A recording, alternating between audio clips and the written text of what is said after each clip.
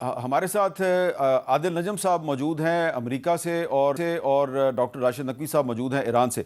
आदिल नजम साहब, मेरा सवाल ये है कि 12 अप्रैल को भी जो अमेरिका और ईरान के डेलीगेशंस के दरमियान इस्लामाबाद में मुज़ाकरात हो रहे थे, हमारी इतलात ये हैं कि बिल्कुल करीब पहुँच गए थे। एक मुआहदा होने वाला था जिसकी के तस्दीक ईरानी ऑफिशल्स ने भी की है। अब्बास अरागची साहब ने कहा कि we were inches away from an agreement.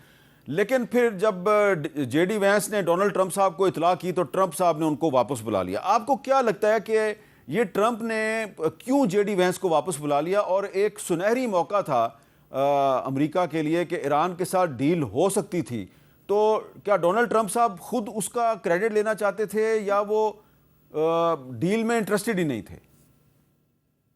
अब मुझे नहीं पता, लेकिन आई डोंट थिंक के वो डील में इंटरेस्टेड नहीं है। डील में इंटरेस्टेड हो या नहीं हो, वो एक ऑफ रैंप जरूर चाहते हैं, लेकिन वो ऐसा चाहते हैं कि जिसमें उनकी जीत वो साबित कर सकें कि मैं अमेरिका का सबसे बड़ा फातेह।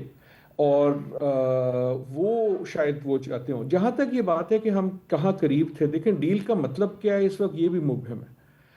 मेरा ख्याल यही है कि इस वक्त डील का मतलब जो है वो पहला तो ये है, और ईरान ने तो शुरू में भी ये कहा था कि ये जो सीज फायर है इसको परमानेंट किया जाए। पहली बात ये ठीक है। अब जो मिसाइल हैं वो सारे एक दिन नहीं हल हो जाएंगे, लेकिन काफी सारों पे आई बिलीव कि आप करीब आ सकते थे।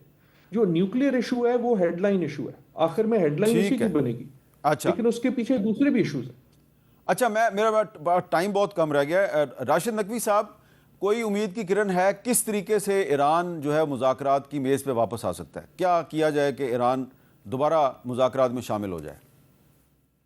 देखिए, वो पाकिस्तान के आर्मी चीफ और फील्ड मार्शल यहाँ पे 3 दिन रहे और बहुत सारी चीजों पे जो हमें खबरें मिली कि बहुत सारी चीजों पे इत्तफाक हुआ है।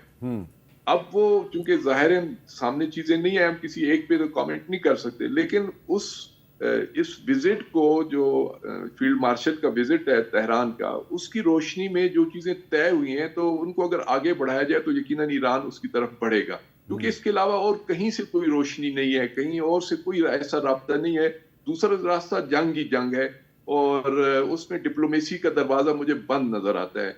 एक रास्ता जो खुला है वो पाकिस्तान के जरिए से है। अगर उस रास्ते से कोई कोशिश कामयाब हो जाती है तो शायद खित्ते में आइंदा अमन हो और आइंदा जो है वो वहां पे सूरत हाल बेहतर हो। वगरना तो ईरान इस बात का तो कायल है कि इसराइल के साथ उसकी जंग न खत्म होने वाली है। और अब अगर अमेरिका भी यही चाहता है कि ईरान की तबाही और बर्बादी के बगैर इसराइल का वजूद मुमकिन नहीं है, तो फिर जंग ही होगी और जंग के नुकसान जाहिर है इतने ज्यादा नजर आ रहे हैं। अब तो यहाँ से जो बातें चल रही हैं कि अगले जो टारगेट्स हैं वो तक यहाँ के मीडिया के अंदर फिक्स हो रहे हैं कि हमने आरामको को कहाँ पे मारना है, हमने जो है वो फलां फलां अरब मुल्क के अंदर फलां फलां जगहों पे जो जो चीजें हैं उनको हमने कैसे टारगेट करना है, और फिर आखिर इसराइल के जो हतमी खात्मे तक हमने जो ऑपरेशन करना है। अब ये यहाँ पे मीडिया में ये चीजें आ रही हैं और टीवी पर बाकायदा इस पे बहस मुबाहिसे जारी हैं। बहुत बहुत शुक्रिया डॉक्टर राशिद नकवी साहब, हमारे से गुफ्तगू कर रहे थे। प्रोफेसर आदिल नजम साहब, आप दोनों का बहुत बहुत शुक्रिया। आपने गुफ्तगू सुनी। तेहरान से राशिद नकवी साहब थे और बॉस्टन अमेरिका से आदिल नजम साहब थे। दोनों की आपने गुफ्तगू सुनी और ऐसा लगता है कि 12 अप्रैल को जो जेडी वैंस साहब अचानक इस्लामाबाद में मुज़ाकरात छोड़ के वापस चले गए तो ये उनकी बहुत बड़ी गलती थी। ये ट्रंप की बहुत बड़ी गलती है। अभी वो जितने मर्जी बयान देते रहें, उम्मीद तो हम भी यही करते हैं, दुआ हमारी भी यही है कि मुज़ाकरात का दूसरा राउंड जो है वो जल्द अज जल्द हो जाए। लेकिन अब बड़ा मसला जो है वो डील पर कोई ब्रेक थ्रू नहीं है। बड़ा मसला ये है कि अमेरिका और ईरान के दरमियान जो सीज़ फायर है इसमें एक्सटेंशन हो जाए। तो सीज़ फायर एक्सटेंड हो जाए, मुज़ाकरात बाद में होते रहेंगे।